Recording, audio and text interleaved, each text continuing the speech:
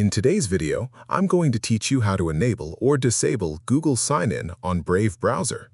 If you use websites that offer Google account authentication, Brave gives you control over whether those sign-in requests are allowed. Depending on your preferences, you may want the convenience of signing in with your Google account across supported websites, or you may prefer additional privacy by limiting those requests. In this tutorial, I'll show you where to find this setting and how to configure it according to your needs. To get started, open Brave browser on your computer. Once the browser window is fully open, move your cursor to the upper right corner of the screen and click the menu icon represented by 3 horizontal lines. From the menu that appears, select Settings. This will open Brave's main settings page, where you can manage everything from privacy controls to browser behavior and website permissions. After entering the Settings section, look at the navigation menu on the left side of the screen. Here, you'll find several categories that organize Brave's features and options. From this list, click Privacy and Security.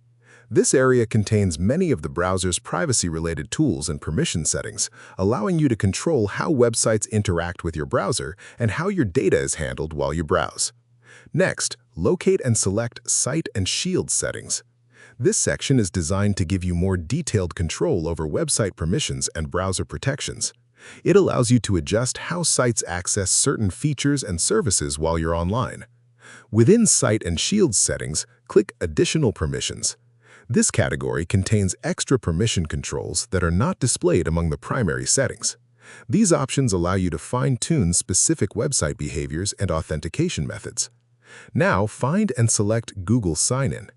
This setting controls whether websites can request the use of legacy Google sign-in methods that rely on third-party cookies. For users who frequently access services connected to their Google account, this setting can affect how sign-in prompts appear across supported websites. At this point, choose the option that best matches your preference.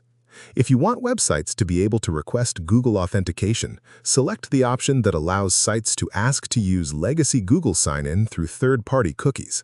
Enabling this setting can make signing in to compatible services more convenient and seamless. Alternatively, if you'd rather prevent websites from displaying these sign-in requests, choose the option that blocks legacy Google sign-in through third-party cookies. This can be beneficial for users who prioritize privacy and prefer to reduce interactions involving third-party cookie-based authentication. Once you've selected your preferred setting, the change will take effect, and Brave will follow that preference moving forward. And that's all there is to it.